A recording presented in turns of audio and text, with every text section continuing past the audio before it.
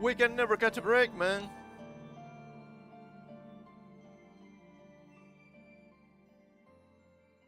It's so bad out here. It's so bad. Let me stop the music before it gets too loud again. Oh man, what a week. What a week. What a disaster. It keeps being an absolute disaster. I don't know why. Well, I kind of know why, right? Ah, man. I don't think anybody expected Emily Watson to graduate, right? That's upsetting. It's not gonna be usual stuff, apparently, but come on, man. Come on, man. It's not gonna be the same. It's not gonna be the same. Okay, what the hell is going on here? What the? Is working properly? I think so. That was weird. I think YouTube might be struggling a little bit. I guess that happens sometimes. Let's hope nothing breaks too much here. We can only hope. We can only hope. But yeah, probably she's uh, just stopping activities instead of a full graduation, so that's better, I guess. She might come back with special events. That's something. That's something. Right? Think so. But anyway, we have some more beautiful disasters in entertainment today. Let's see. Let me bring up my stuff here. There has been talk lately, right, about the massive failure of Concord. And yes, I'm not putting on some music because the first thing we have for today is a video. Yeah, the massive failure of Concord. Oh, it was 100 million. Ah, it was 130 million. Ah, it was 200 million. Apparently, it was around 400 million USD. This is probably one of the biggest flops in gaming history. That's beautiful. That is beautiful. So let's pull this up here. From Colin Moriarty, I spoke extensively with someone who worked on Concord, and it's so much worse than you think. It was internally referred to as the future of PlayStation, with Star Wars-like potential, in a dev culture of toxic positivity, held any negative feedback, making it cost 400 million USD. And I hate to be that guy, but I think this was actually a success. Yes, it was a Star Wars-like potential. The thing is, they took modern day Star Wars. That's the problem. Let's listen to these guys. Just for a little bit, maybe. It's like 9 minutes. Maybe too much. I want to talk about Concord. I wasn't going to ever talk about this game again. Because who really gives a shit? However, and I don't do journalism really anymore, as you guys know, and we talk about this a lot. I was a journalist at one time, and I used to break a lot of stories, and these days I don't really grind like that. So the stories that I break these days are usually people, always, not usually, always people coming to me. And someone who worked on Concord reached out to me, and I verified who this person was and went through all of that and talked to this person extensively. So that appears to be at least an actual source, right? It's not, well, it was revealed to being a dream. You can think that this guy is lying, sure, but I don't know, man. I don't know. This seems believable to me. Like for a long time. Ooh. And got some, I think, interesting information that I can share about Concord. And Show me. I think people will be interested about it. The reason that I wanted to talk about it is because some of the assumptions that I had made about the game were dead wrong, as far as how much it cost and how much Sony really lost on it. We were actually lowballing it, which is surprising, and also, what? So the big Wild. thing that you really need to know here about this is that Concord cost about $400 million to make. 400. Oh my god. And It's wild. Absolutely the wild. story goes that Concord, by the time Concord was, so in the first quarter of 2023, Concord had basically entered an alpha state. This was before Sony had even purchased the team. Which I think is strange, right? They've been working on the game for 7 years, and they're in the alpha stage. Okay, sure, whatever. You may think that the 7 years is too much. I can agree with that. But then, at this stage, is when Sony buys it. Is that normal? I don't really know, but seems strange. Especially when they mention the amount of money they had to put on it. It's gonna be shortly, I'm pretty sure. But Sony had been working with Probably Monsters, and which was the original owner of Firewalk and Firewalk, probably since late 2020, maybe 2021 at the latest on Concord. The game was in development before that. Yes. Up to the point that the 8 game years, we know. went into alpha state, they had already spent about $200 million on it. So, during the first 7 years of development, they spent 200 million USD. That's already a massive amount of money for a new IP. But wait, there is more. And it's unclear how much of that money is from Probably Monsters and the original investors into the game, and how much of that money was from Sony. That's fair. There's this term in product development, not only with games, but really with everything. You can like manufacture a tchotchke. You guys might have heard of it. It's called minimum viability, or a minimum viable product. Mm-hmm. The idea behind this, or MVP, the idea behind this is that this is like what you're trying to achieve, and it's like once you cross this barrier, you feel comfortable selling it. It's not that it's the best it can be, or that it's what it's going to be by the time you launch it, because there's all sorts of extra stuff you do to it, but like, this is the minimum viability. It's good enough to be sold, and if they really thought that it was good enough to be sold, wow. Wow, dude. That's strange. I don't think that's a good look for the whole media of the product. But I believe it. When the game had already had $200 million spent on it and was basically in an alpha form in quarter one of 2023, from that point until the game launched, Sony spent another $200 million on it. Yes. In the past year, after the game was already in alpha, they spent another 200 million USD. On what? I have no clue. You could say, normally it would be something like advertising. That's normal. That makes sense. Do they even advertise the game? I don't think so. If I wasn't this deep in the sauce, I wouldn't have known about this game until it released. The hell? The scuttlebutt behind the scenes about Concord is that the game was in a laughable shape. Laughable shape.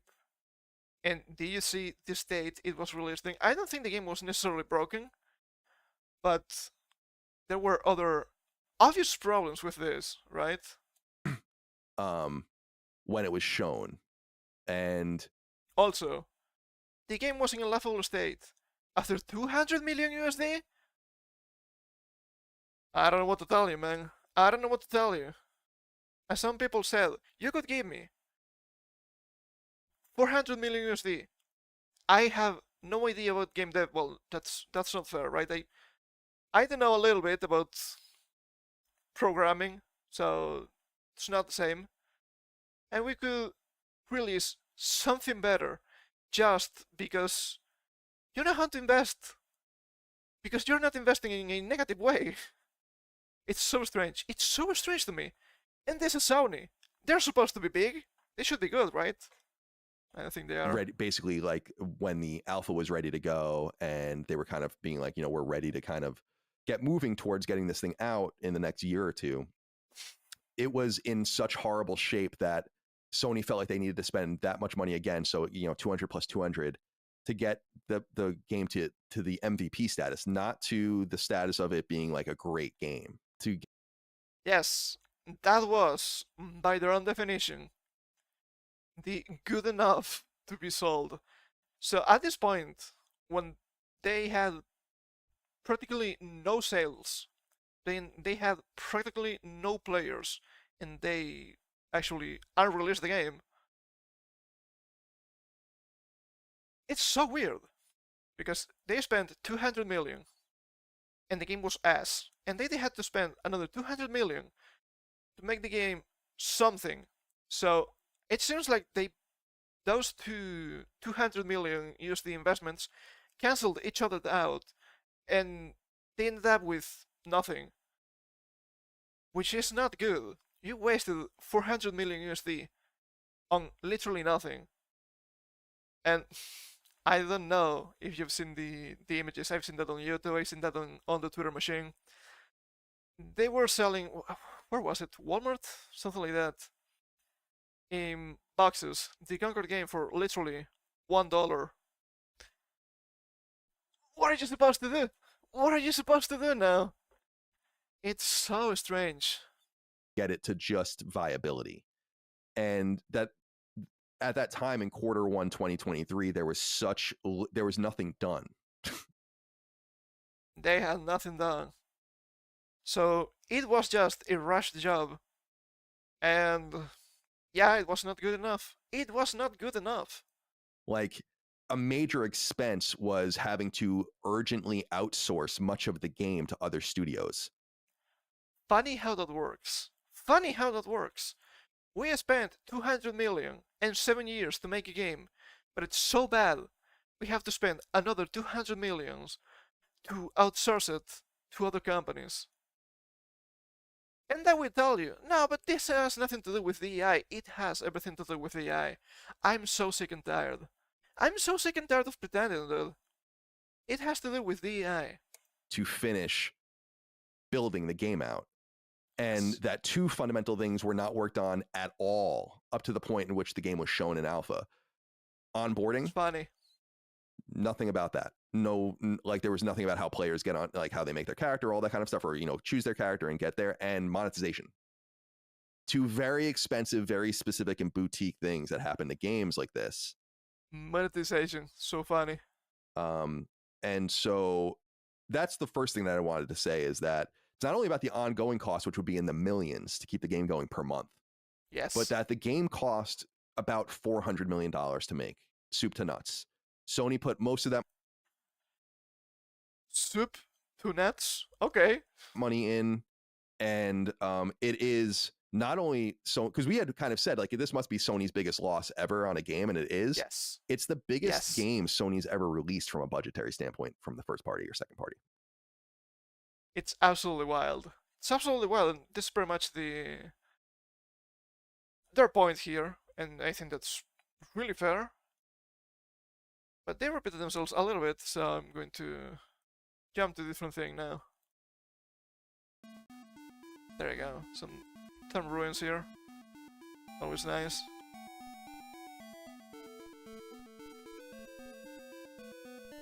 It's so strange to me. It's so strange to me. How can they do something like this? It's just a massive flop. And they're trying to fix this, and after seeing this price tag, I completely understand it. But I don't know if there's any way of fixing this game. People don't like it, people don't care. How are you going to make them care? I have no idea. They could remake the characters and polish a little bit the gameplay, perhaps. But $40 for this? I don't know, man. I really don't. I cannot say it. I cannot say it working. So maybe they will have to chug with the massive loss and try to push forward. But to say that this was the future of PlayStation is actually really telling. What kind of future do you have now? It's not looking good. It's not looking good. Oh man, but speaking of future, that's not looking good. I hate to say this, but it's going on. Nintendo and the Pokemon Company officially filed patent infringement lawsuit against Palworld developer Pocket Pair Inc. And people are claiming, oh, this is a huge win because look at the characters. They're obviously copying Pokemon. Well, yeah, the style is really similar sometimes, right? But that'll be a copyright lawsuit, not a patent lawsuit. This is way more stupid, and this is actually really, really dangerous. And I hope people understand that. Let's get through it. I haven't read this article, but I know about the lawsuit. So let's see. A move that players knew was likely coming, but hoped it never would. Nintendo and the Pokemon Company have officially filed suit against Pocket Pair Inc. under popular monster collecting game Palworld on the grounds of alleged patent infringement. And then you might be thinking, what kind of patent? Let me tell you, it is stupid. It's the catching mechanic in the overworld. I don't think that makes sense. I don't think that should be a patent actually. But Japanese law is different from the West, so I guess that can happen. And this is really bad because if this goes forward, it sets a really dangerous precedent that you can actually patent really basic game mechanics, and that works. I don't think you should be able to patent game mechanics, at least simple ones. It's really rough. It's really rough, man. Officially filed with the Tokyo District Court on September 18th and announced the next same day by a joint press release issued by the Pokemon IP co-owners. The lawsuit seeks an injunction against infringement and compensation for damages on the grounds that Palworld, a game developed and released by the defendant, infringes multiple patent rights. And they say multiple here, but I only know about the catching in the overworld. I think there was some stuff on Twitter, but I didn't research literally everything, okay? Please understand. Nintendo will continue to take necessary actions against any infringement of its intellectual property rights, including the Nintendo brand itself, to protect the intellectual properties it has worked hard to establish over the years. The press release concluded. Some people were saying the gliding mechanic from Breath of the Wild, cheers, the name. And I don't think that's even the first time we've seen something like that. You could do stuff like it. Sure, it was not a glider, but it was different. But that was a ion, and I'm talking more than 10 years ago. But I think they also mentioned something like their mounting mechanic. I'm like, sure, but mounts predate Legends Arceus for a long ass time. They weren't WoW. What do you mean? At current, the full filing has yet to be... Filing, my bad, I misread. The full filing has yet to be fully presented to the public. As such, it's unclear just what the specific compensation and for what specific damages Nintendo and the Pokemon Company will be seeking from Pocket Pair Inc. However, it should be noted that given that the lawsuit specifically takes aim at patent infringement and not just copyright infringement, it appears that more than just design similarities, the court battle will revolve around Palworld's use of such similar Pokemon game mechanics. And that's really funny because you had obvious Pokemon copies like Temtem and whatnot, and they didn't go after them. So what? Are they perhaps a little bit jealous of Palworld because they sold a lot? If you made better games, that wouldn't be a problem. And they will tell you, but Scarlet and Violet sold a bajillion copies. Yeah, the games are still trash, okay? You can have fun with them. They're way better than Sword and Shield. But it was a buggy mess. It was a buggy mess. And also,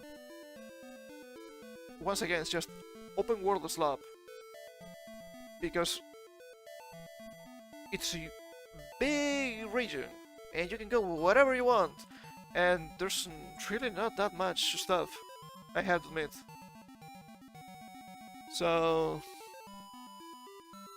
I don't know what to tell you. Yeah, particularly it's Throwing an orb to capture a monster gameplay system. Will it work if now we use cubes? We are going after the Minecraft crowd now, I guess. Not only this official legal move comes roughly 8 months after the Pokemon Company announced that, in light of having received many inquiries from players who fear that Power was deliberately and wholesale ripping off Pokemon, that they will be launching an official investigation into the matter. Fucking snitches, dude. Fucking shields. I cannot have shit on Detroit, I swear to God. We have not granted any permission for the use of Pokemon intellectual property or assets in that game, announced the Pokemon Company in January 15th press release. I'm pretty sure that was because of that paid Pokemon mod someone released. We intend to investigate and take appropriate measures to address any acts that infringe on intellectual property rights related to the Pokemon.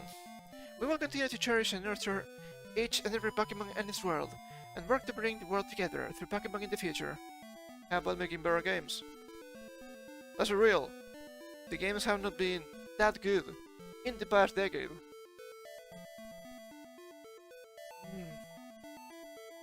Further, this lawsuit was filed just one day after the Pokemon Company won copyright infringement lawsuit against Chinese-developed title Pocket Monsters Reissue, with China-based Shenzhen Intermediate People's Court ruling that the 4 companies involved in the blatant Pokeclone development had knowingly violated numerous copyrights.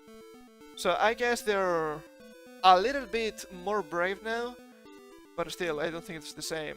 Game mechanics versus literal copyright. Yeah, I don't know. Originally seeking 72 million USD in damages against the purported 42 million USD Pocket Monster reissue had pulled in 30 million over their profit. Yeah, that's gonna be the death of the company. When the dust settled, the Pokemon Company was ultimately awarded a total of 50 million USD in damages from one of the involved parties.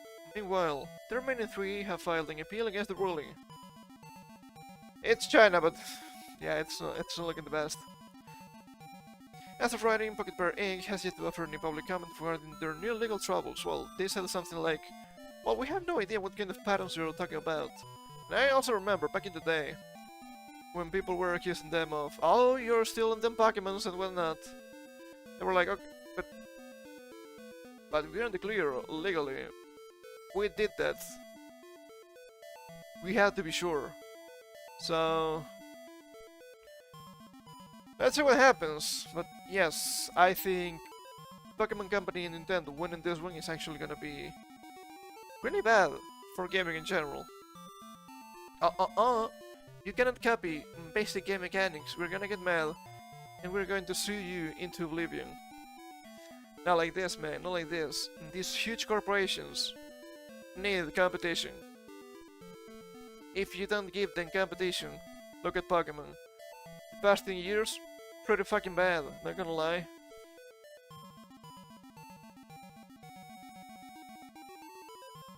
And Nintendo and the Pokemon Company are gonna lose this one. I don't know, they have a lot of money, so they can just win a war of attrition. That wouldn't be the best. So, does that mean we will see Nintendo sue Christian as well? Where's the Sonic Shakur too strong? Oh god. Please let this happen. Say it would be funny. It would be really funny. But yeah, it's not something I'm really looking forward. Also, people keep saying, oh, it's super late on rip-off of Pokemon. It's not even the same genre. Pokemon is a turn-based RPG, and the other one is open-world survival game, survival crafting. That shows that a lot of people don't even know what Palworld World is about. But this is not looking great. I hope Pocket Pair doesn't collab with this. And yes, they have a lot of haters because, oh my god, they love AI, blatantly misrepresenting what's going on. Oh man, speaking of Japan and other terrible things. Music too loud? I think it's a little bit too loud. Let me... Just a tad. Lower just a tiny bit. I think that's good.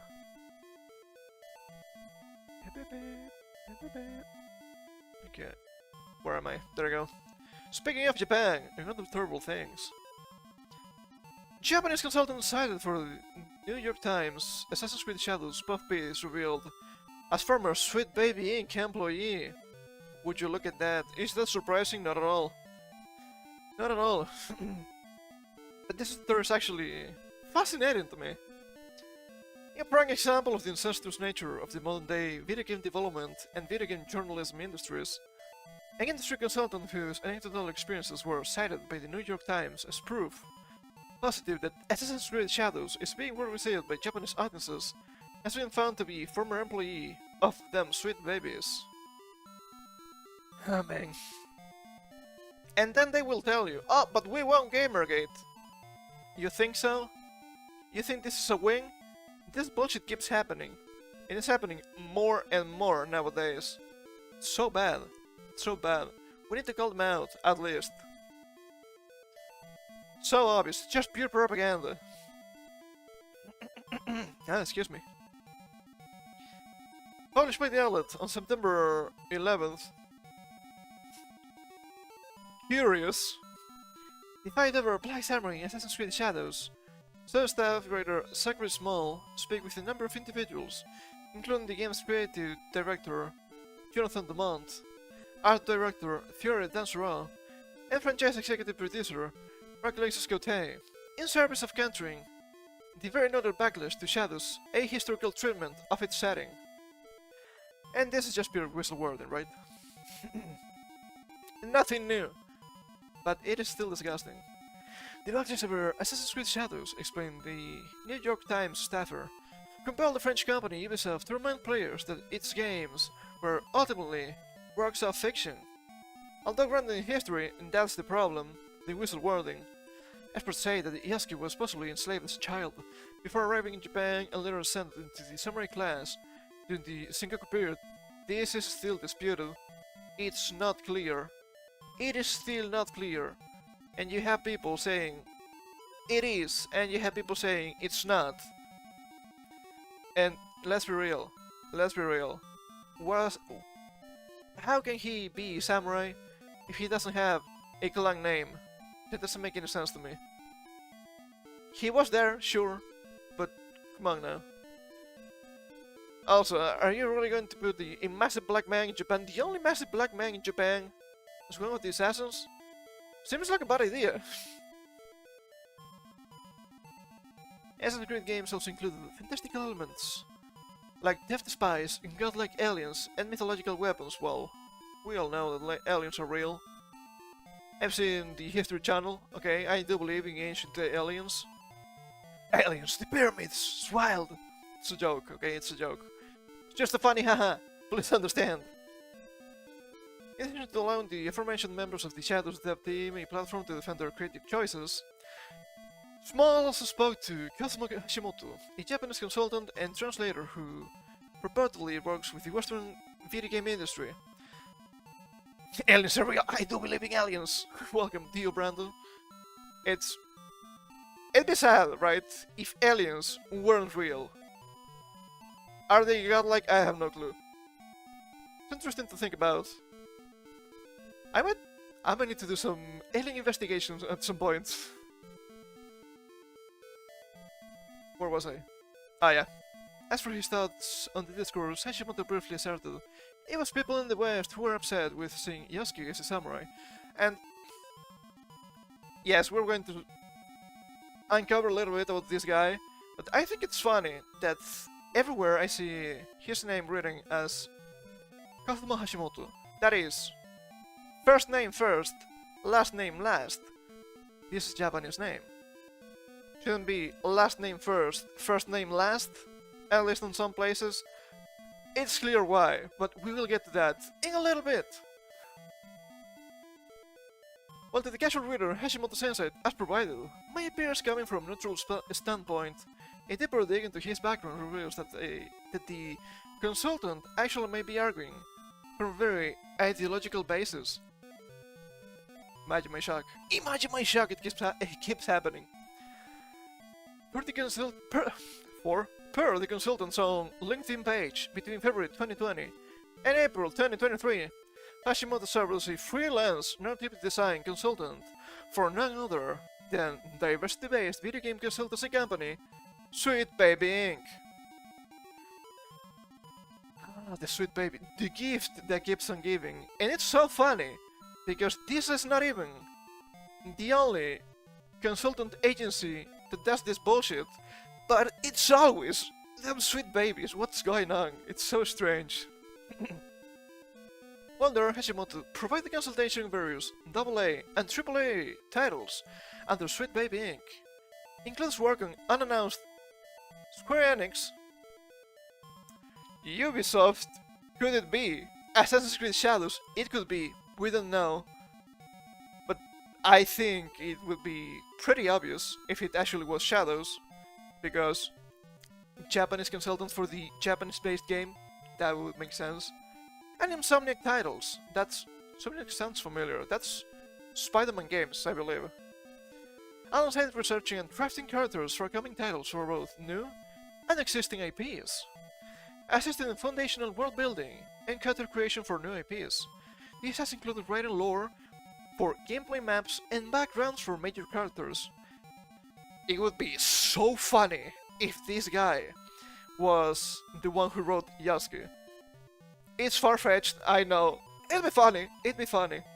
I don't think that's the case necessarily, to be fair. Work collaboratively with teams to create authentic representations of marginalized individuals with constructive criticism, offering suggestions for teams to implement through various brainstorming sessions and sensitivity reading. Helped localize game scripts to not only make sure the original intention of character dialogue stayed intact, but was also grammatically correct in English. Localizers, I don't like them. And I don't think you should like them at all. They will tell you, oh no, don't worry, it's just the same, man, it's just the same, it's cool, it's fine. It's not the same. It's not the same. I'm so tired of games that come from Japan. I hear the Japanese dialogue. I hear the subtitle. I cannot hear those yet. I read the subtitles or the text or wherever, and they say blatantly different things. I'm so sick and tired of that, man. It's so bad. It's so bad out here. And my Japanese is far from the best. But the fact that I can understand what the characters are saying better than the text, it's really bad. Let's keep reading a little bit more. Kazumo Hashimoto's resume entry for Sweet Baby Inc. via LinkedIn. Screenshot here. Pretty telling. Additionally, following their tenure at Sweet Baby Inc., Hashimoto then became a freelance features and review writer for Polygon, where they still currently contribute. It's not only Polygon, it's so fun, it's also... what was that other place? Siliconera, I think? And a couple other outlets. It's really funny. Notably, this particular bit of Hashimoto's employment history calls into the question the entire veracity of this assertion. Yes, it's what they call a conflict of interest. Keeps happening. As the well-documented histories of both the consultant agency and video game journalism outlet provides reasonable doubt that he would have publicly detailed any supposed reaction to Shadows that wasn't outright supportive of its diverse content. And chances are this guy actually worked on the game. It's really bad. Assassin's Creed Shadows heads to cross the less than accurately recreated, my bad, Japanese countryside on November 15th for the PlayStation 5, Xbox Series X and S, Amazon Luna, Mac, and PC platforms. Let's take a brief look at the comments here, because we have more stuff on this guy. It's Japanese who grew up in Japan and still lives here and speaks Japanese as an everyday language. I always find it very strange, maybe peculiar to the US, that such a gaijin who is a Japanese just by ethnicity is considered entitled to represent the opinions of a foreign country and its inhabitants. Happens a lot. With whom he has no connection other than race. Yes. Yes. Once again, mod diversity. You don't have superpowers from belonging to an ethnicity. You don't get superpowers for being white. You don't know the other white people. For example, right? Perhaps for Americans, for whom race is more important than anything else, which is so strange to me, because it should be in the US of A, the country where race or ethnicity matters the least. That's the thing. So strange. Which race were you born into is more important than where you were born and raised. Let's be real. Let's be real. Americans are just really diverse, but actually diverse, the definition of the word. You have a lot of different white Europeans, Italians, Germans, British, Irish, Scottish, just to name a few. You have African Americans, you have Asians like Chinese people, you have natives, you have Latin Americans. I just don't get it. I just don't get it. How is it that they are so identity obsessed? It's so strange. That seems especially ironic given the enormous amount of social and political effort Americans are spending in the fight against racism. Well, they're fighting racism on the side of racism, but calling themselves anti-racists. That's the funniest part. No, we're not reading the second part yet. We're not reading the second part yet! It's gonna get too spicy. We'll come back to this. Leftists, we start ourselves. Haha, you lose. Every time. Yes. This makes me hate video game journalists even more. But as I told you, there is more about this guy. Kazuma Hashimoto isn't this person's birth name and possibly taken from an anime character. I don't think that's true. But I will get to that. Kazuma has apparently worked for Sweet Baby Inc. as a consultant for various companies, also assisting with localizing scripts according to LinkedIn. This is another case of someone who hasn't even so much as raised in Japan its impartial heritage to lend credibility to their views, while imposing an obviously westernized mindset on Japan. Here we have Happy Trans Day of Visibility. I'm Kazuma, a half-Japanese trans man who works in translation and journalism. I write media analysis, primarily concerned with video games and Japanese pop culture. I enjoy liking I am a Kojima character in my spare time, and moonlight as a tuber. I don't claim this guy, okay? And as you can see here, the Twitter handle is JusticeCassie _ who is Justice Cassie. That's Kiryu Kazuma from the Yakuza games. So I do believe he took the Kazuma game name from Kiryu. I have here the anime character Kazuma Hashimoto. I don't know if it actually comes from this guy. Probably not. Probably not. Here we have the Sweet Baby. We read that, so it's okay. And here we have more information about this guy. From 2017 and 2020, de&i's World Festival was created in Cordova, Alaska, my hometown. I didn't know Alaska was Japanese. During the 1960s, as a way to ward off the winter blues. Sorry, I'm just used to a gallon of milk costing $4 plus in Alaska, and then $3 plus in California, and $2 plus in Oklahoma, and then back to $3 plus in New York City.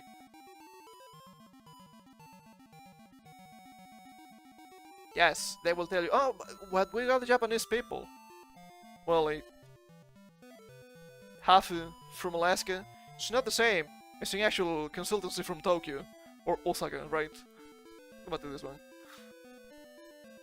Let's go back to this one. As far as I can tell from Kazuma Hashimoto's Twitter timeline, there's not a single sentence in Japanese. We cannot check that now, because oh, lo and behold, protected tweets. It is possible that he understands some Japanese, but I highly doubt that he can speak Japanese as well as a native. That's probably to be expected. I don't think that's necessarily wrong, but yes. In the first place, it is obvious from Japanese Twitter that Assassin's Creed Shadow. Only single Shadow, okay. was under one of biggest firestorms and heated debates in the industry, involving gamers, right-wing activists, and historians, and even politicians. This guy doesn't mention it here, but we've seen that before. And that's absolutely wild. Even Sankei Shimbun reported it. Literally, he has no idea what is being said in Japanese, even in the same space of the social media in which he is. I can't believe it. I can't believe it. And I have seen a lot of people being critic of the AC Shadows game in Japanese, because that's how my Twitter works. Sometimes I just get a bunch of stuff in Japanese, I don't know why, and it's clearly written in Japanese. Okay, it's not, oh, this is just machine translation. No, it's obviously not. So that's funny. That's funny how it works. Justice Cassie. So funny. But we have more stuff about the diversity, equity, and inclusion bullshit on video games. It's getting worse and worse by the day. Now is the turn for EA. They were a little bit too quiet lately. They had to fuck it up. Dragon Age of the Veilguard character creators has option for top surgery scars. Doesn't make any sense. Doesn't make any sense. And I'm going to tell you right now what's wrong with this. It's not about the scars themselves. It's about, this is just, once again, performative BS. Right? If you had an actual good game with an actual good character creator, you could make literally any scar that you want. So you could copy scars that you might have, or scars that you like from fictional characters. Oh well, I want to make Rurouni Kenshin. That's cool. I want to make Yamcha. That's cool. I want to use the usual scar over an eye. That's a classic. I want to try and replicate Baki. Baki has a fuck ton of scars on his body. But no, you can see here, it's literally top surgery scars off and on. It doesn't make any sense. It doesn't make any sense. It's just performative BS. It's so ass. Are you gonna tell me that this is normal in a fantasy game where you have magic? I don't think so. I don't think so. And they will claim, oh, but my representation. It doesn't make sense. It doesn't make sense. Even with that, look, I can understand people suffering from gender dysphoria, okay? So, if you are a female and you see yourself as a man, that is, you're a trans man, you'd play just as a guy. You wouldn't need this performative BS. I don't think, as a trans man, you want to be reminded that, yes, your biology is different. You had to remove something from your body to look like this. It's actually a pretty aggressive operation, right? It has to be. And I'm not even mentioning, which is the obvious one, why are you glorifying the butchering of healthy bodies? It doesn't make any sense. It's so ass. And it's not even the only problem this game has. BioWare has allowed influencers and media outlets to showcase the game's character creator. It's even woker, the early reports about it, as it includes a feature to toggle on or off top surgery scars. So strange to me. Back in July, it was revealed that Game Informer's Wesley LeBlanc, I think it said ad, who previewed the character creator, revealed it had inclusivity at its heart. He wrote, at the heart of its inclusivity, Velvet game director Corinne Boucher tells me before letting me guide her through creating my own character. Is this not on repeat? It was not. My bad. It's okay now.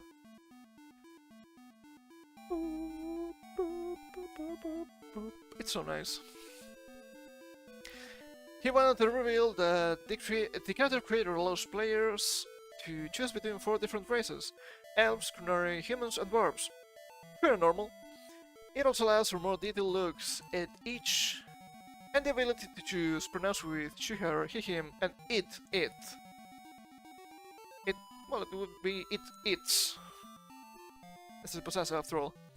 Separately different gender, totally different body types, and more. So inclusive. How about the game though? It's pure slop, in my opinion. Luckily for me, I'm not a Dragon Age fan, but I'm seeing some trends that I don't like.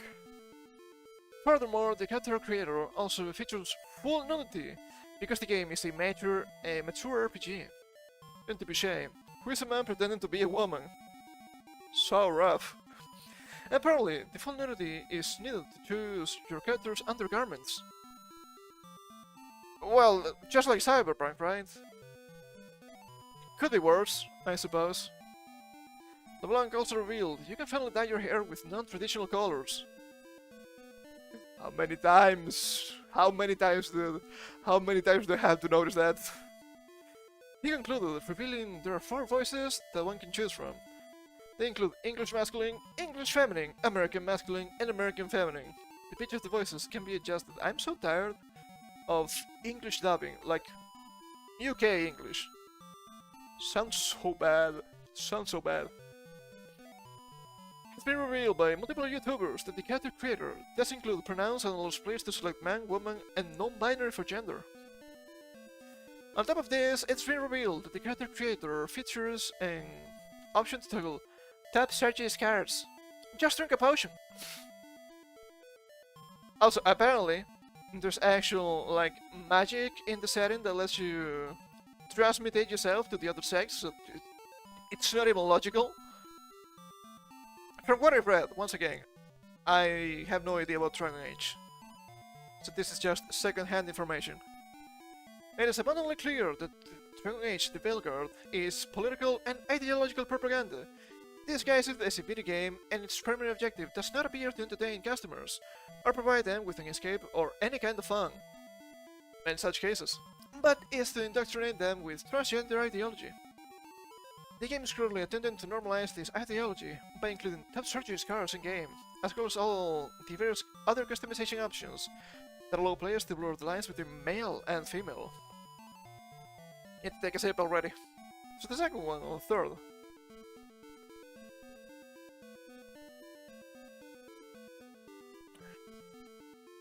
Oh, holy shit, they're going on a religious tirade here, sure.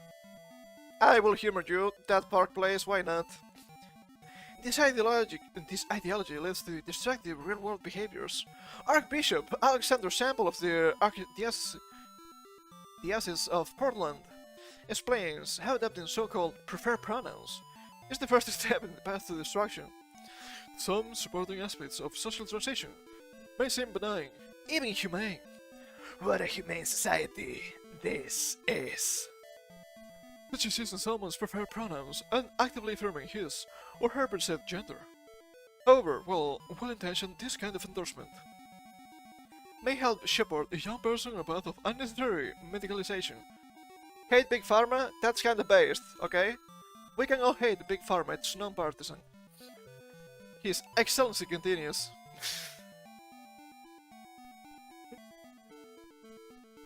Oh man, that's funny. That's so funny. Was not on purpose, actually.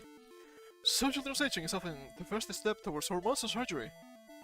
A 2020 survey in transgender and non-binary youth found that 64% of respondents were either already receiving cross-sex hormones or desired to do so.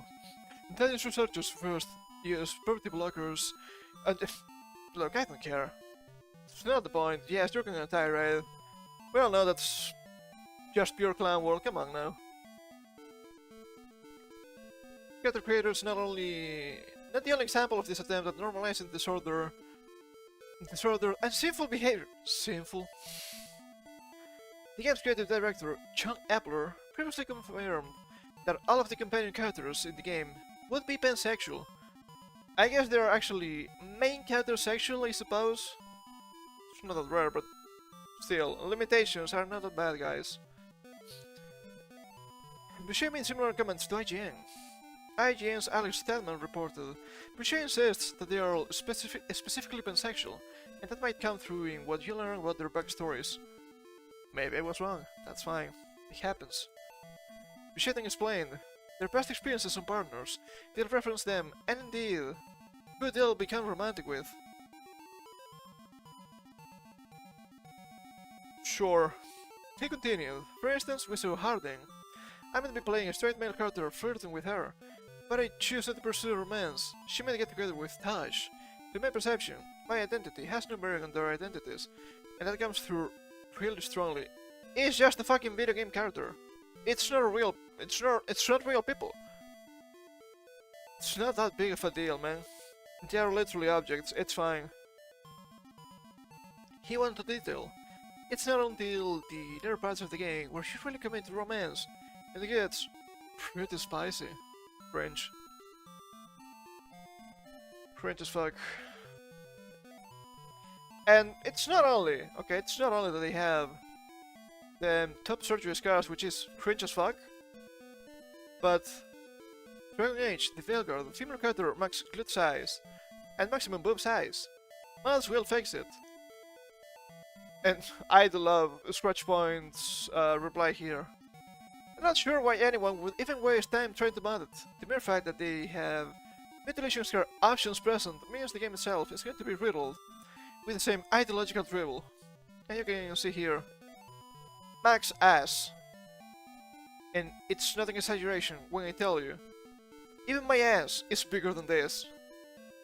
And I don't have big ass genetics, okay? And you have chest size. That's the thing. That's the thing, I suppose. That's so inclusive. It's not looking great. It's not looking great. And I guess some people don't understand why this is so omnipresent nowadays, right? Oh, why does everything have to be these strange looking characters?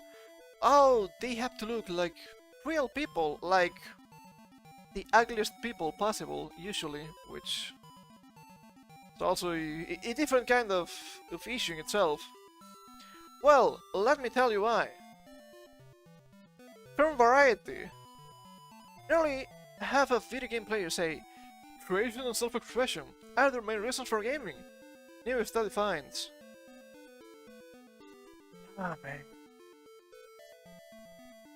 And I do believe that this has been taken a little bit out of context, or perhaps they're mixing different stuff here that are not necessarily related, right?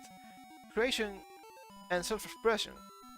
Well, creation can take many shapes.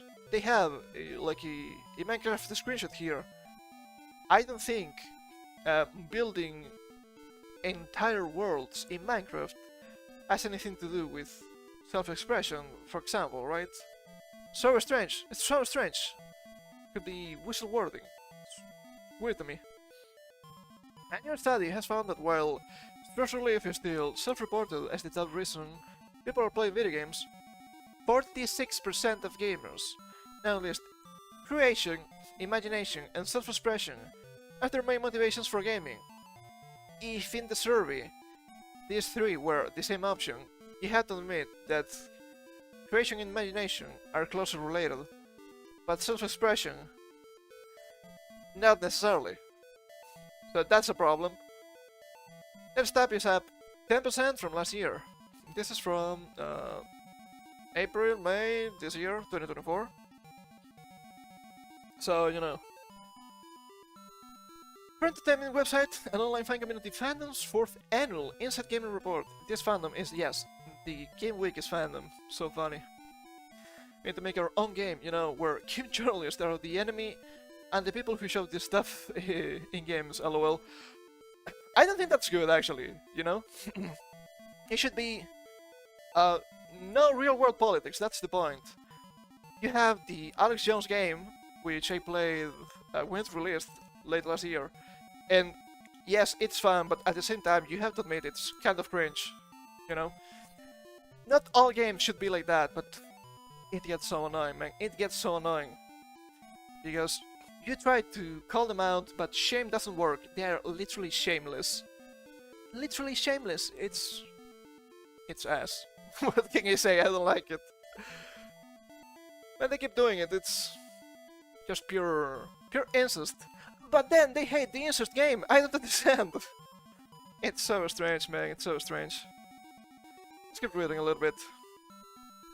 The 2024 edition, released Monday, not this Monday, okay, this was months ago, once again, also stated that the people who are gaming for self-expression, creation, and imagination are 30% more likely to increase their gaming time, feeling more drawn to the gaming world than ever before.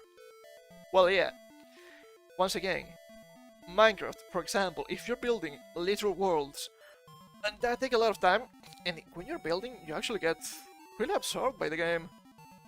So that makes sense, once again. Self-expression, it's not the same necessarily as creation and imagination. It's funny how they keep mixing them. And 60% of gamers claim that self-expression through gaming is more important to them than ever before. To be fair, this is so funny, this is so funny. When I first found the term self-expression, it was used in the fighting game community. Because self-expression referred to pretty much your own playstyle, your own combos and whatnot.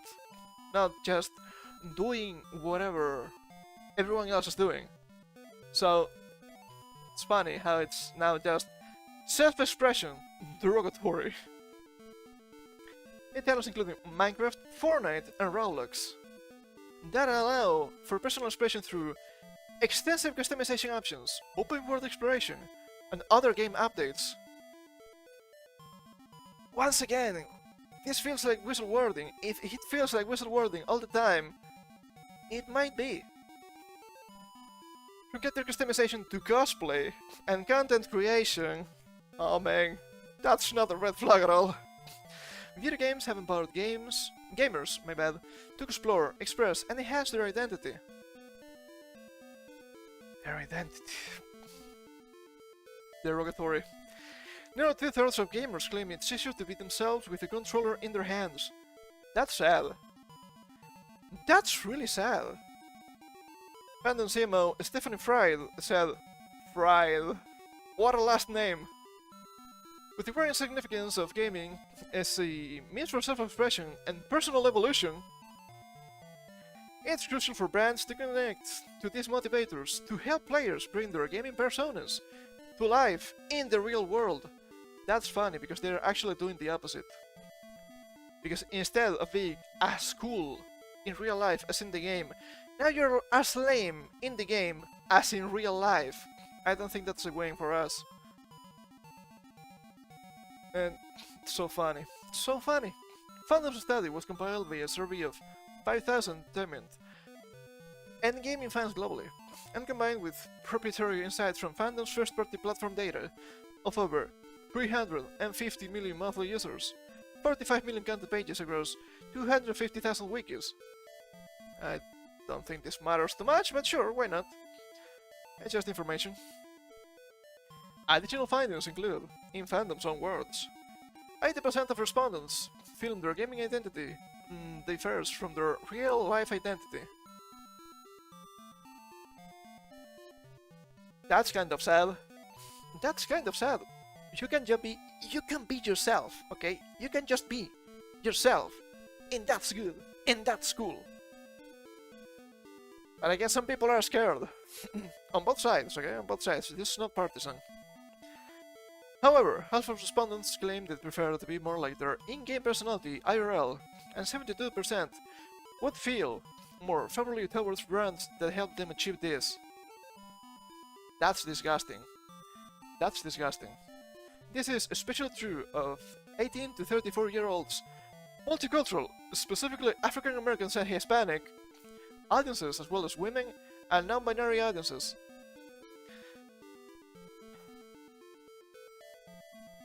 What do I read here? Oh man, I'm so weak and pathetic. I cannot be cool in real life. Please, big companies.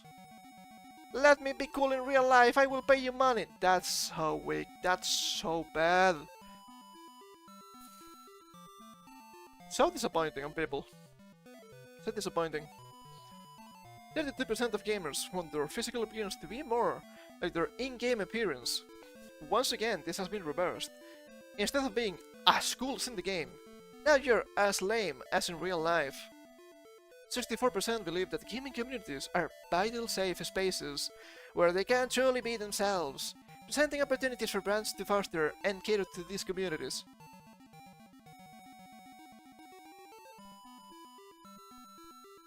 Behold, rainbow capitalism in full blown. Why bother? Why bother being yourself? Why bother being yourself? Oh no, my safe space, man, my safe space. How are people this week nowadays, man? The study found that 40% of gamers want their IRL skills to be as strong as their gaming skills, opening up an opportunity for brands to explore how they can create ways to provide gamers with products that enhance IRL skills and provide a sense of accomplishment and achievement they get while playing. I don't think they can, because if what they enjoy is performative stuff in the games, because oh, my self-expression now, that's not going to translate to real life, because it's a completely different medium. I think that's easy to understand, right? Should be. I mean, I think it should be. It's purely pathetic. It's purely pathetic. And sure, I can agree that why not? Why not? You can just enjoy the games in whatever way you want, but at the same time, you're telling big companies that you're weak and pathetic, and you will pay them to try and look a little bit cooler. It doesn't make any sense. That's just Frisa's brother, right? It's just a stupid joke. Just a stupid joke, but still, the point stands. You can just be like that. IRL, right? If you want to act the same, you can. Oh, but not a safe space. Good. Good. You don't need to be pampered. You don't need to be protected. You're a human. You can be the best of the best. Like anyone else. So don't refuse the human potential. Grow a pair, as they say. And do the thing. That's the only thing I want. That's the only thing I want. What else do we have here? Oh, baby, this is beautiful. This is beautiful. Speaking of Dragon Age the Veilguard, rumor says that retail pre-order sales are piss poor. Wah, wah, wah. So sad.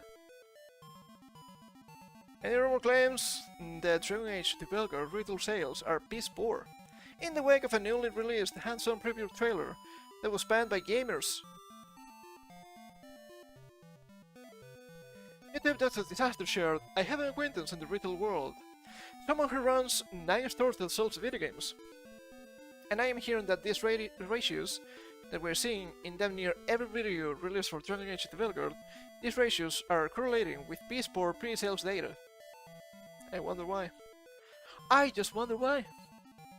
People are not connecting with the Veilguard because Dragon Age games are supposed to be dark and gritty, and this just looks completely soft. It does. It just does. It's so bad. Craig Skistimas, what a fucking last name, aka Stuttering Craig, who owns and hosts the Side Scrollers podcast channel, informed Park Place that his retail source, who previously indicated that pre-order sales for both Star Wars Outlaws and Assassin's Creed Shadows pre-orders for Dragon Age the Veilguard are not as about numbers. I guess that's normal. As of this morning, the deluxe edition of the game was 14th on the PlayStation Store for pre-orders, while the base game was 20th. And this is just Sony, right? So who knows, really?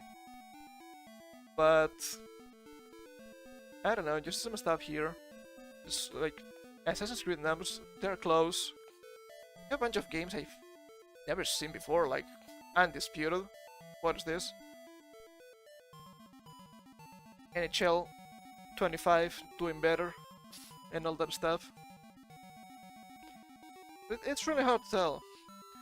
Over on Steam, Dragon Age the Veilguard is currently the 42nd most wish-listed game According to SteamDB's most wishlisted upcoming Steam games, it has almost 60,000 followers, which is not bad, but that number's dropping.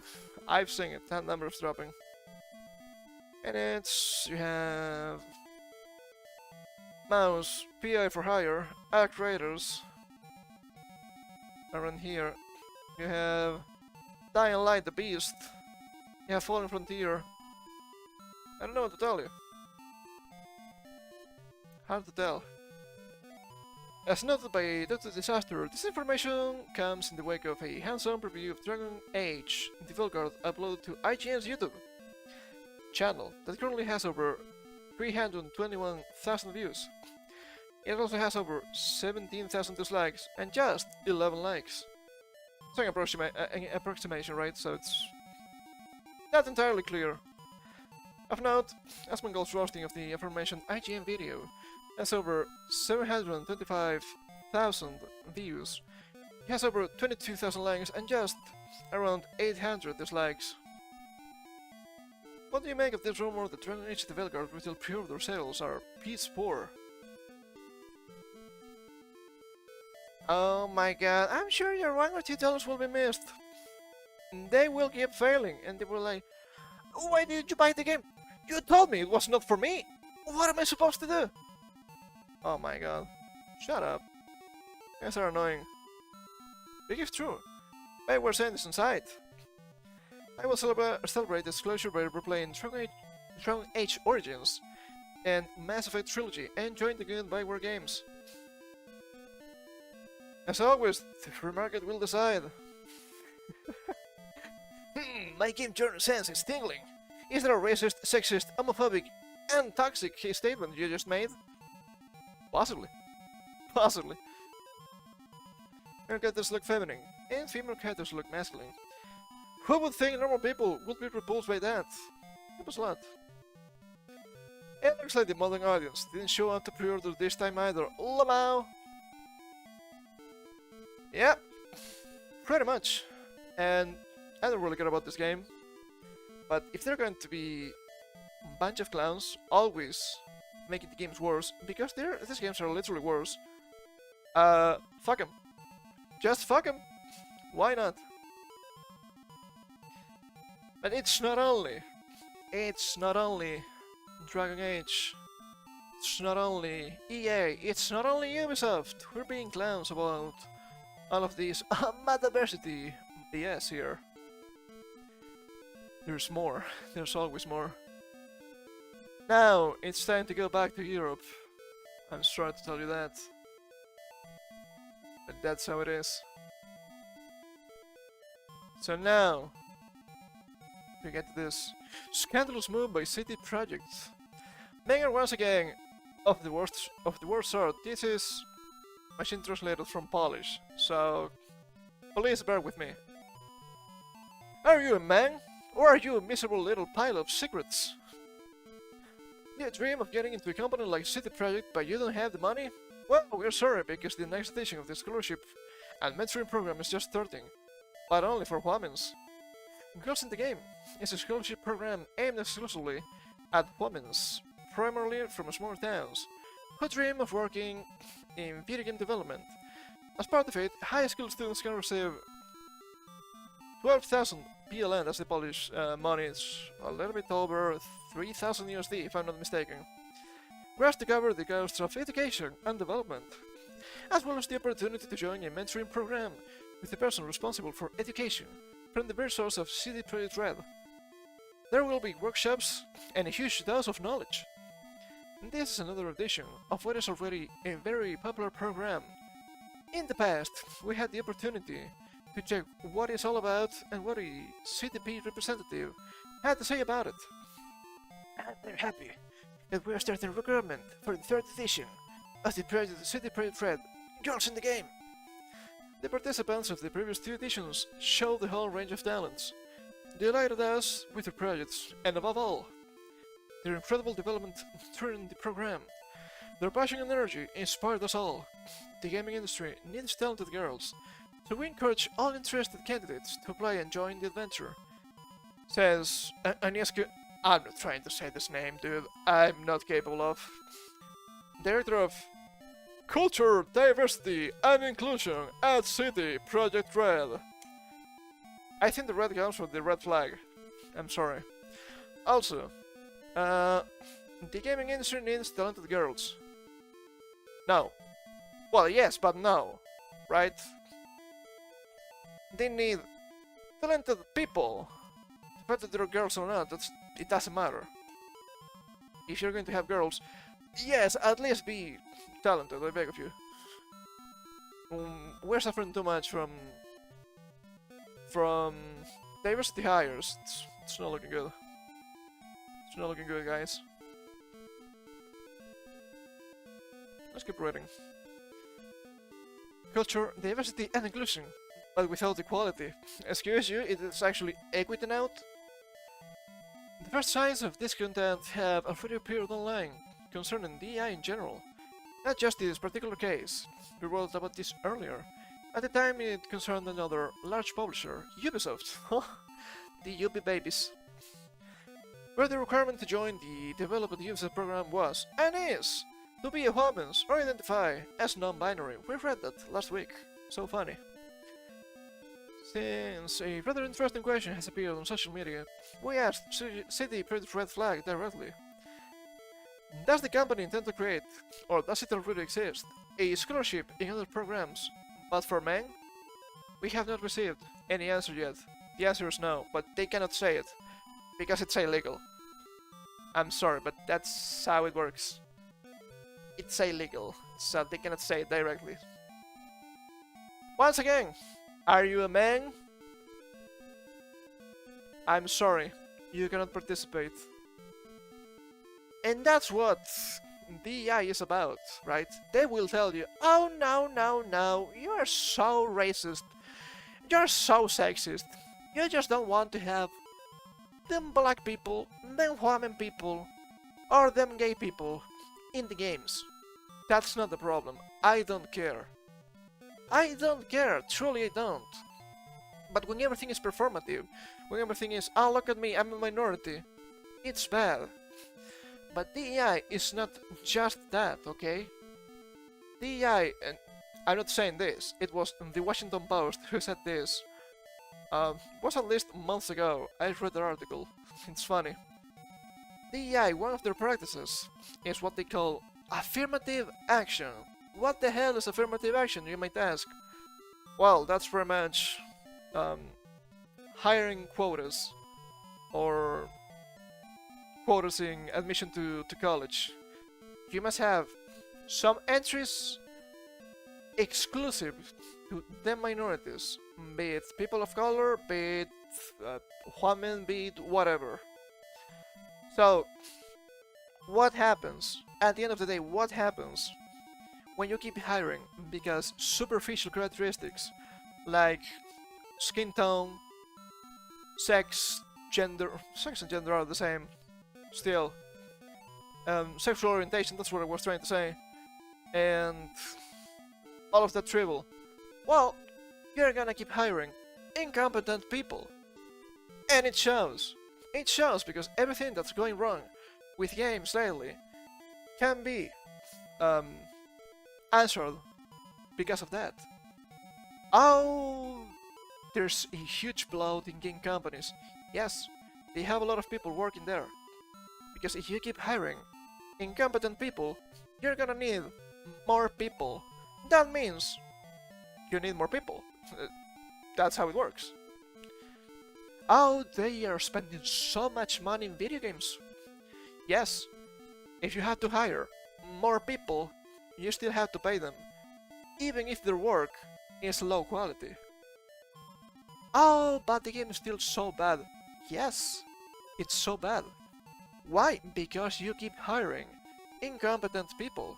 And it appears that the executives still don't understand this. It's wild to me. That really funny old example, right? If a pregnant woman can deliver a baby in 9 months, then 9 pregnant women can deliver a baby in a single month. That's not how it works. We know that, right? And you will see the newer games. Ah, they look so ugly. It's not just that they look ugly, because just look at this. This is the new Tales of the Shire game, where you play like a farm simulator, but as a habit. Look at this. This is ugly, but not because it's supposed to be ugly. It's ugly because it's really low quality. It's really low quality, and it keeps happening. And it's supposed to be like a PC game. You look at this, and it looks like a phone game scam, literally. And you compare this to a game from 2003, The Hobbit from 2003. This looks better. I understand that technology was limited, sure. This looks way better. You see that it's higher quality. You might not like the artistic choices, but it's higher quality. And then you have, oh, look at this. The Funerals from Dragon Age. They're pretty cool, right? They're pretty nice. They're pretty unique. You might not think they're beautiful, but it's an interesting design, and it's polished. It's not low effort. Then you have this. And to be fair, I'm pretty sure that this guy is a custom character, but still just the most normal looking guy with horns. There's nothing unique here. It's bland. It's just bland. Another comparison here. Harley Quinn from the Arkham games and the Kill the Justice League game. It's been 10 years. The one on the left looks better. It's not because, my curves, she's so hot. No, it's not because of that. It's higher quality. Proportions are better. The texturing on the suit, it's actually really good. It's even more detailed in the color than here. But now they will tell you, no, these games, they're so good. And yes, I do agree that at some point, the ideology is also a driven factor for these changes. But this is purely incompetence. I'm so sick and tired of this. And it's not only the looks of the game, it's also the strange evolution games nowadays. It appears that every single game has just two possible evolutions. They can either become hack and slash slap. Look at Dragon Age. Look at Final Fantasy. Those were not hack and slash. Why are they hack and slash now? I have no idea. Or open world. Pokemon games, Zelda games. They're not necessarily bad, but they're not as unique as they were. And that's really bad. That's really bad. It keeps happening. It's once again a race to the bottom. And yes, I do enjoy unique games. I don't want to play the same game constantly with different skins. Oh, look, it's the same game again. Oh, it's hack and slash. Or it's open world. Call it. No. I want unique games. But nowadays, that's illegal, I guess. That's illegal. I hope things change for the better a little bit. Because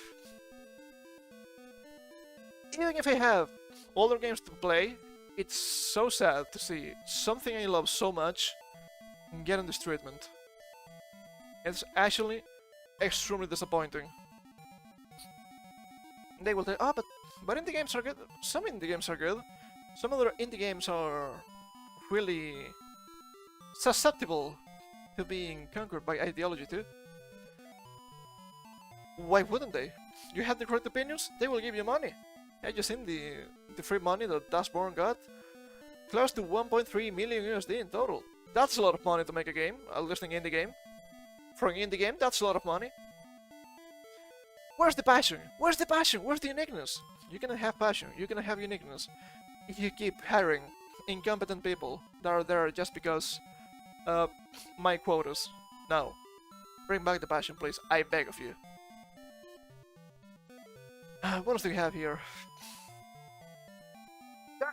To be fair, there are some silver linings here, right? Like this one from 80 level. Space Marine 2 CEO. speaks against games imposing morals, thank fucking goodness.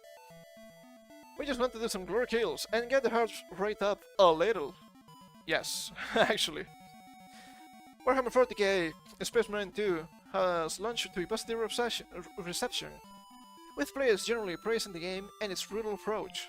Apparently the game is good, so that's great. Nothing against it. People are enjoying it. I'm not into the Warhammers, so there's that. I'm pretty sure I have a Space Marine 1. I got it for free, I think. I think I have like 2 or 3 Warhammer 40k games on Steam because they were free.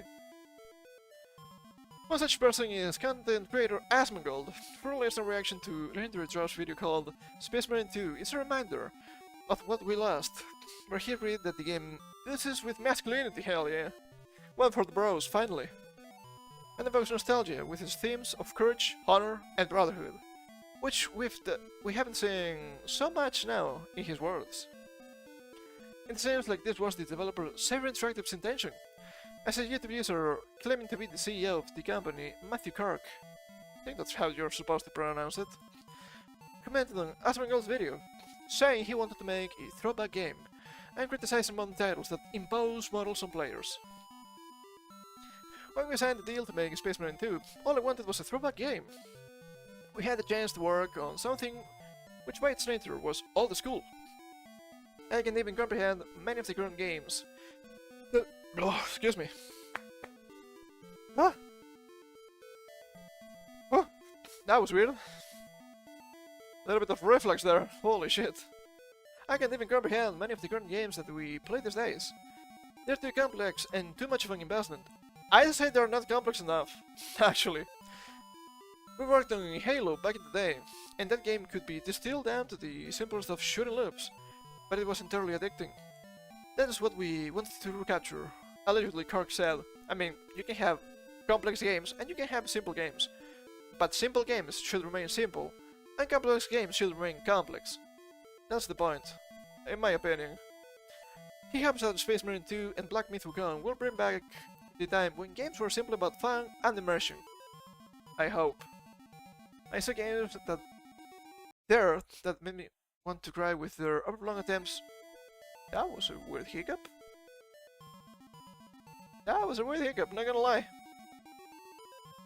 That was strange. It's fine. Where was I?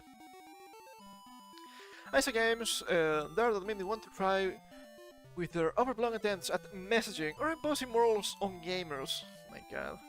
We just want to do some glory kills and get that heart rate up a little. For me, that is what games should be about. And that's fair. That's fair. We're so tired of the moral understanding. Oh, this game is not for you, you toxic gamer.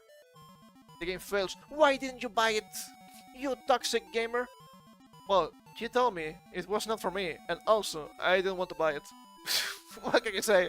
Free market, baby. Free market. The game's creative director, Oliver Holix Lake, also thanked Asmongold in the comments. Hearing everything you have to say about the story and characters resonates so strongly with our actual approach. It's great to hear you calling out the exact things that we intentionally focused on. It was 4.5 years of intense work and passion, and watching videos like this makes it all worth it, hell yeah. And the fans are having a blast with it, so that's pretty cool. People are enjoying it. It's really over the top, so that's always nice. Whether or not you agree with Kirk, Space Marine 2 sold 2 million copies in just a day. That's pretty good. Becoming the fastest selling game that Saber's head of publishing and CCO had ever worked on. That's beautiful to see. Buying it on Steam and join. You need to join, it's fine. Join discussion. No comments. Unlucky. But this is nice. This is nice. And even if it was not actually the CEO of the company speaking, the game is still good. People are enjoying it. It's just pure fun. So nothing wrong with that. You don't need the message. Actually, you should reject the message.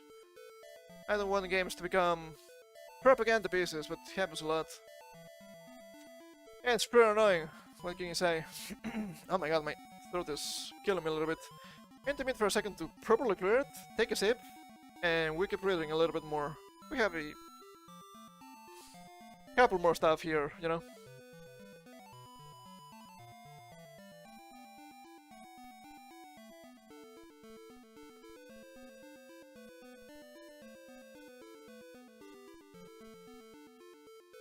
Okay. There's yet another silver lining here. Do you think it's pretty interesting? Because we've been talking about them Sweet Baby Ink today already. But wait, there is more. Former Sweet Baby Ink employee implies developers did not want to hire him after working for Kim Beller's company. Oh baby. Oh baby. Maybe. Ah, it's the same guy! It's the same guy as before! Oh man, everything comes around. So beautiful. A former Sweet Baby Inc. employee, Kazuma Hashimoto, the same guy that was shilling for shadows to the New York Times. So funny. Revealed that developers did not want to hire him because he worked for the video game consultancy. Fuck around, find out, that's what I'm saying, baby! Hashimoto has recently featured in an article written by Zachary Small at the New York Times, where he claimed that Japanese people were not upset about Assassin's Creed Shadows, and claimed that much of the pushback against the game and one of its main characters, Yosuke, was being done by Westerners using translators. Well, it's not because, oh, it's black guy, that's just a really petty counter-argument when people are saying, okay, but why are these Japanese ninja playing a Chinese musical instrument? Why is this architecture extremely Chinese? Why do you have 20 gates as town gates? That's not how it works. Why are you mixing up the season for cherry blossoms with the seasons for was it sowing or reaping? I don't remember. But they completely fucked up the season for rice farming and much more than that, you know? So this is just a petty attempt to be like, oh, those guys are just racist. Well, no. There's actual criticism here. Also, no one is mad that this guy is black. What they're saying is, was this guy actually a samurai? I mean, I'd rather play as Sasaki Kojiro or Miyamoto Musashi. They're much more interesting. They're legendary figures, actually legendary figures, but you know, diversity once again. He told the New York Times it was people in the West who were upset with seeing Yasuke as a samurai. Not because black guy, but because was he actually a samurai once again? Small added that Hashimoto's playing that many of the negative online comments written in Japanese appear to have been roughly translated from English. Some of them, sure. I don't think it's the majority.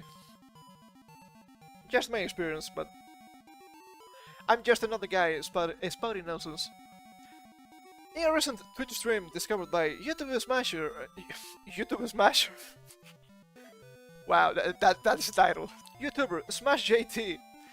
Hashimoto provided more details about the New York Times, saying, a couple of months ago, the New York Times actually got in touch with me to ask me about Assassin's Creed. Which I was like, yeah, receptions, honestly, like, kind of positive. A lot of the comments you see on the videos were, like, straight up, like, good recent comments. Which is very obvious. Take a sip every time they say a like.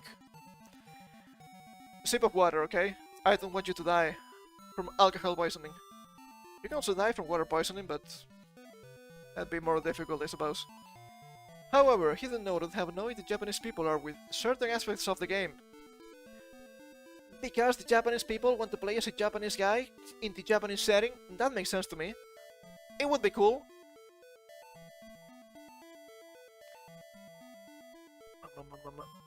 Unlike people are like annoyed with some of the inconsistencies and issues with shadows, which is like the buildings and stuff being wrong or certain clothing and whatnot, right? That's bad if you have actual consultancies. Or the fact that the art team basically stole time from a reenactment troupe in Japan. Not only did they do that, they told them, go kick rocks, because we're actually producing these books, and it's way too late for you, and we're not stopping. That's disgusting behavior, and I'm pretty sure that's actually a breach of copyright, and that could be a lawsuit, probably. And that's actually like pretty common because when you're working with such a large team of artists, well, sometimes they're sort of given the direction to Google things, and people make mistakes. But I thought they had actual Japanese consultancies. What do you mean? Also, Google Fu is a good skill to have, if you're good with it. He elaborated. It's more like you're working with a team of people that speak multiple different languages, and whether or not they can communicate with each other is an issue, and that's just become part of game development. Globalism is a mistake, I guess. By the wrong admission. So sad to say. What can you say? Look, if you cannot properly communicate with your co-workers, that's a massive problem. I'm not saying that's de&i necessarily, right? I don't know. But you should fix that. Like, really fast. That's a massive problem. Later in the stream, Hashimoto claimed he did not work on Assassin's Creed Shadows. Well, he claimed that, but we don't actually know. He said, I can say that I didn't do any consultation work on Assassin's Creed Shadows. Hold up. He said, any consultation work. But maybe it was different work. Only maybe, we don't know. The stuff I did with Sweet Baby, I probably will never be able to talk about, just because of the way that game development works. So yeah, it's really weird. So weird. Also, I'm pretty sure he doesn't want to talk about what he did exactly for them Sweet Baby, because that's going to be a massive red flag going forward in that line of work. I have a feeling that I'm going to get blamed for changes and decisions made in a game that I worked on that weren't even like they didn't know about or wasn't even aware of or not even part of. He shared, because when you're a consultant, they just kind of pull you in and they ask you for like suggestions, and whether or not those suggestions are actually taken, it's up to the director. It's up to the director. People don't understand how much power a director and producer have in a studio, and whether or not they will facilitate those changes. Dude, were you reading articles from Cartoon Farm sites? Well, they have citations of what the guy said, so I don't see the problem here. You don't have to like it, but that's what the guy said, and they are reporting on that. So there's that. Still, later in the stream, Hashimoto revealed that developers did not want to hire him, given he was a former Sweet Baby Inc. employee. So sad. He said, there are definitely jobs that I've had where like people... Stop saying like every 3 words, I beg of you. I'm dying here. Like people have seen like the fact that I worked for Sweet Baby, and it's been a year since I've worked with them, and it's just like a contractual basis when I was just so like periodically for like a couple of years. Yes, people now know that companies like Sweet Baby are not that great for their how do you say this? It's not good PR, right? People don't like them Sweet Babies. So they're going to see that and they're gonna be like, okay, but yeah, we don't want to deal with this now. And that's normal. Why would they? Honestly, why would they? Are they going to be criticized for working with Sweet Baby? Probably. Why? Because people are sick and tired of that BS. So easy. People will literally be like, hey, are we going to get harassed for hiring you? And I think that really sucks. The company does. He said, that instead of like, we'll protect our employee, the employer or the potential person giving you the contract will be more concerned about that than protecting their employees. Kinda fucked up. You can say that's kinda fucked up.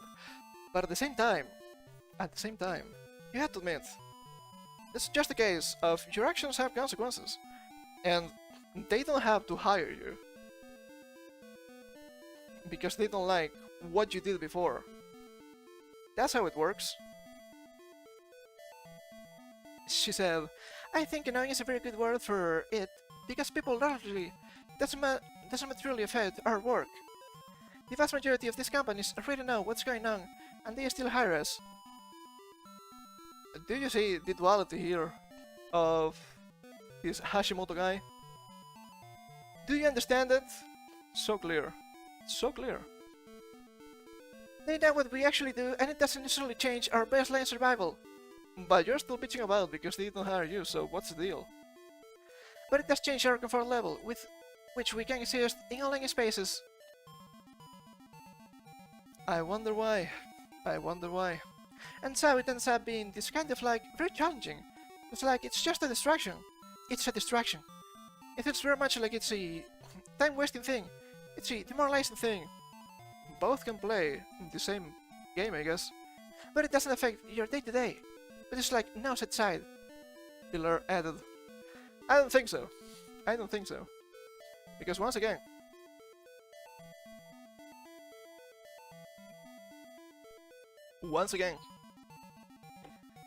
you might not like it, but these companies are getting a lot of pushback, and they're not selling as well as they wished.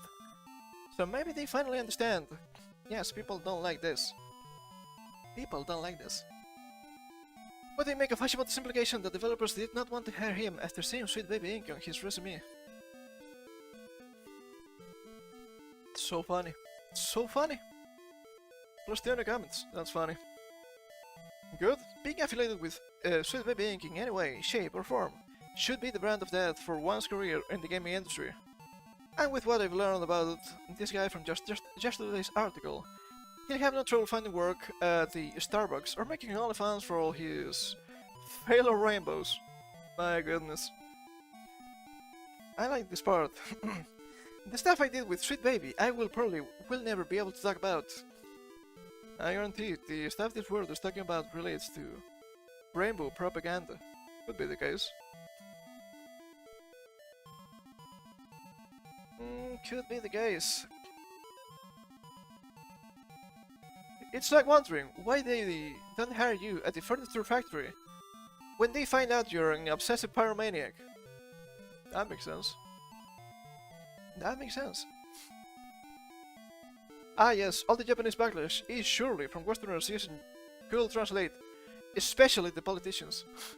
Even the Japanese minister was using it, still in denial. So wild, man. Oh my god. Oh, I don't know what website this is, but I sure walked into the flaming trash pit on this comment section. It's not for you, baby. It's not for you. It's not for you. But yeah, once again, people are sick and tired of all this bullshit, dude. They're sick of all these consultancies being just a bunch of clowns, making games literally worse, and making games that don't sell. Why would they bother? But oh baby, speaking of consultancies, look who's back again. It's her! It's Anita! She's back! With inclusive video game design support services. Looking to make your video game project more inclusive to a wider audience? You're not alone! Today's audiences crave authentic experiences that break free from all the stereotypes and the stories that better represent a wider range of characters. As the media landscape evolves, inclusive content gains critical acclaim and broader audiences. Ah yes, broader audiences. The ones that bought Concord? The ones that bought Dustborn? Surely, that will help. I can help you. I guess she's running out of money, that happens. Some of my clients include Devolver Digital, Double Fine, Landfold, Triband, Megacrit, and damn Ubisoft. So funny. So funny. My consulting approach is direct, honest, and non-judgmental. Non-judgmental. Surely we can believe that from Anita. The goal is to elevate your project and provide essential education. Holistic integration of diverse identities. Holistic. Sure, why not? Eliminating problematic dialogue. Sure. Deepening character development. Appealing to a broader audience. Modernizing historically problematic content. You cannot modernize history. If it's a historic game, you have to show the history as it was. What do you mean? Also, once again, broader audience. Up here it's crop, but still. Good luck with that. Crafting complex, authentic characters. Yet they all look the same. Removing problematic player actions. Problematic player actions. Sure, why not? Why not? And identifying common design pitfalls. I would say common design pitfall would be hiring these people. Funny how that works. Funny how that works. So silly. So silly. But finally for today we have give me a second here. Oh man. Get something on the side.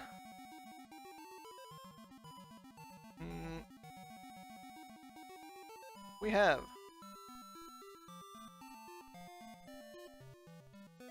oh baby. Ah, the audiences. Oh, they love it. Oh, why won't you play this? Why won't you buy our stuff? It's your problem. Ah, it keeps happening. Not in games, but in Lord of the Rings, which I also really like. Lord of the Rings, the Ring of Power showrunner attacks Tolkien. Fans as viewers abandon the show en masse. If the show is bad, what's gonna happen? Well, it's obvious. The Ring of Power showrunner, de&i, are suffering from pain, truly. Decided to attack fans of other J.R.R. Tolkien, as fans have abandoned the show en masse. Speaking with Hollywood Reporter, Payne said, the fellowship had to look to each other, and thus support it, and remember what it's fighting for. And then, when we see that millions of people are watching this, and responding so positively to it, that's who we are fighting for. What kind of cop is this? I don't understand. He then added, and those who watch every episode and negatively write about it on social media and make YouTube videos, we're happy to have you guys too. It wouldn't be a journey through Middle Earth without some trolls along the way. They are the actual fans. They are the actual fans and they criticize you because you're making shit up and they don't like it. Because they really value the legacy of Tolkien. This is not out of character for Payne. Back in October 2022, following the conclusion of the show's first season, Payne described critics of the show as evil. Wow. Evil. So funny. He told The Hollywood Reporter, the spirit of Tolkien is about disparate peoples who don't trust one another and look different from one another, finding common ground in friendship and accomplishing big things. That's the spirit we've tried to inculcate into every single comma and period in the show. You missed the point. You missed the point. It's not about looking different from one another, finding common ground in friendship necessarily. Yes, there's friendship, right? There's accomplishing big things, but it's coming together to fight evil. Because after all, evil cannot create.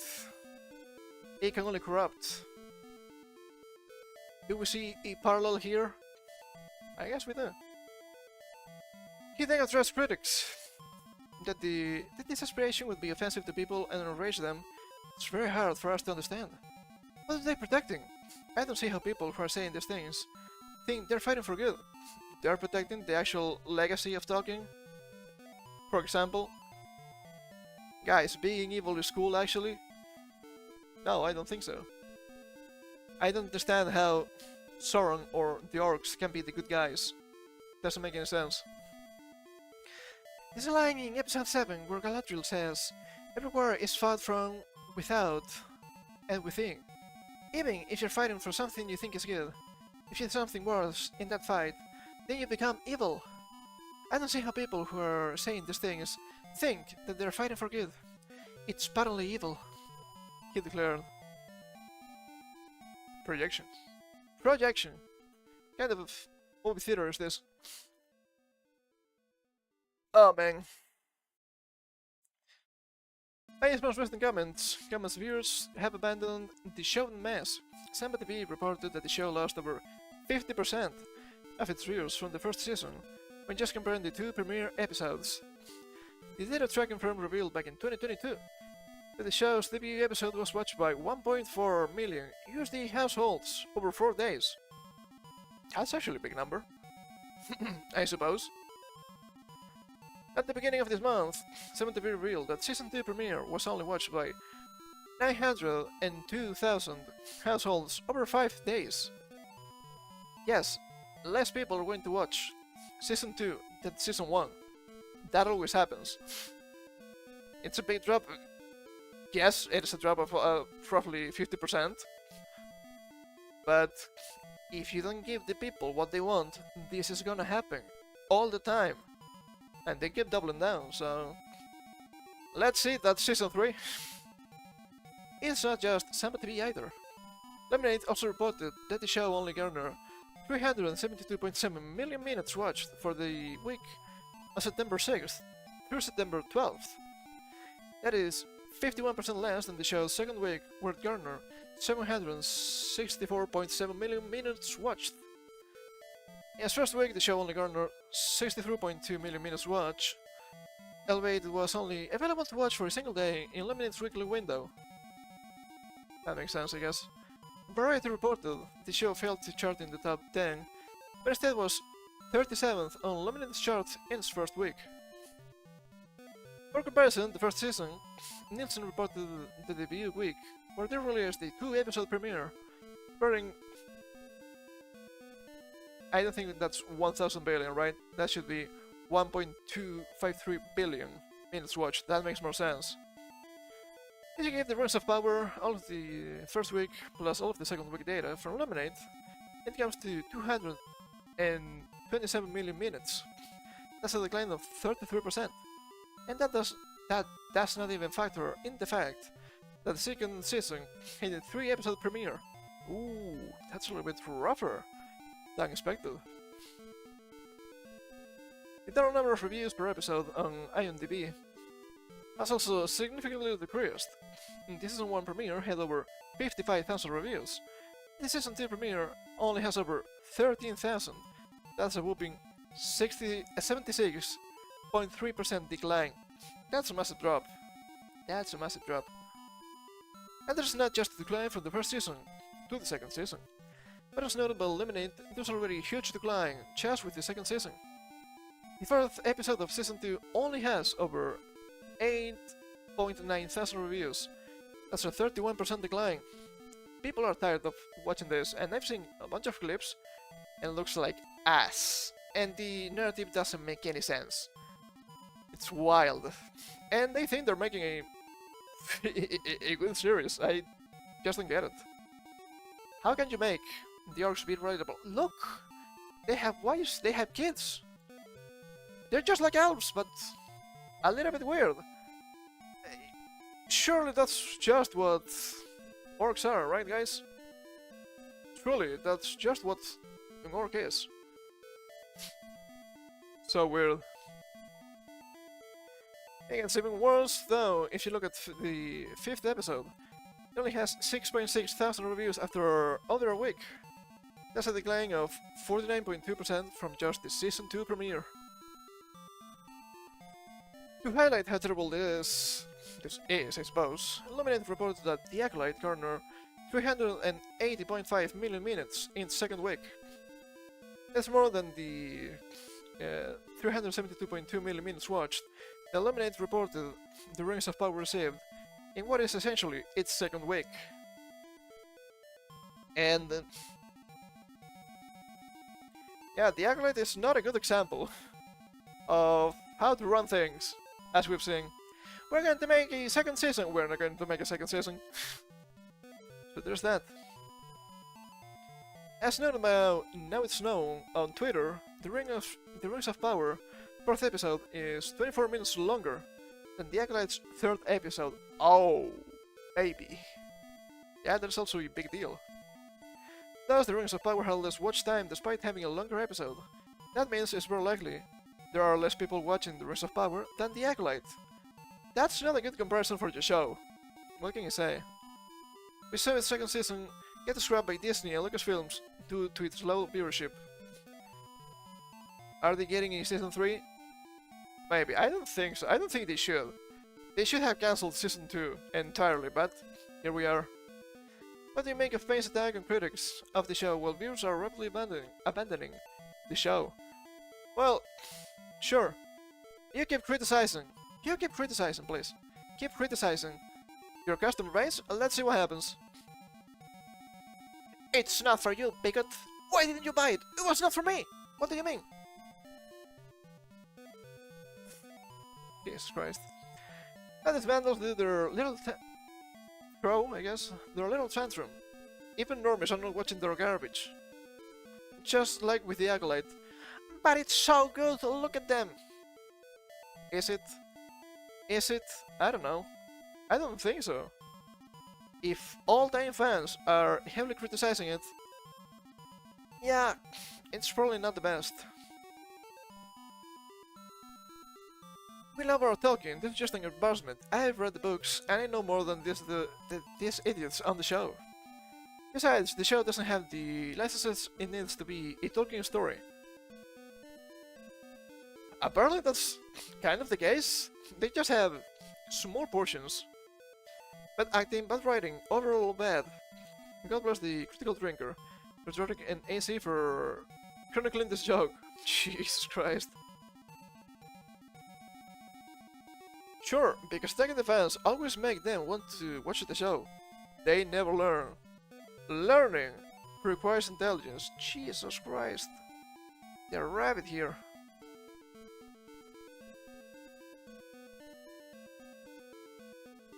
Jesus Christ, dude. It's so ass. But yeah, they keep criticizing. Look at this. Look at this. Come on now. What? Do you think this looks like a normal orc? No. No. It's just like a pale elf. Doesn't make any sense. Stop trying to make the worst monsters in fiction your allies. Oh look, it's so cool, it's so good. So delicious. Stop it. Stop it. Get some help. Get some help, man. It's so ass.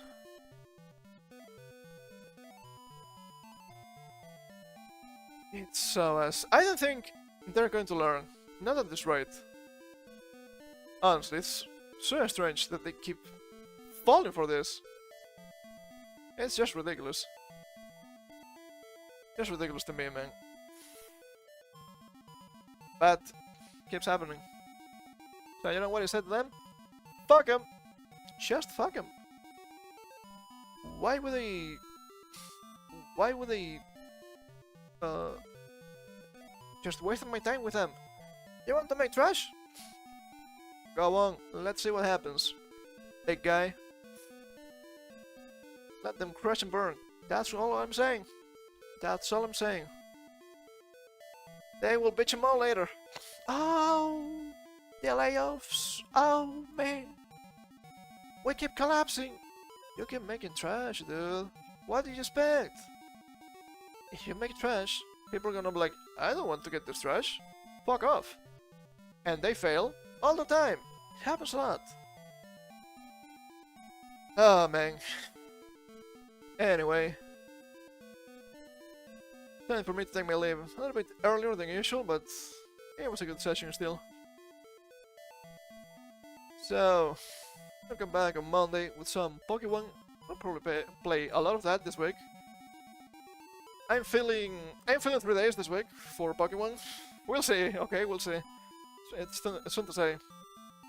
But they might have Halloween events, and that's gonna be fun. So I want to be a little bit prepared. I managed to get probably more than half the team I want, at least for the first region.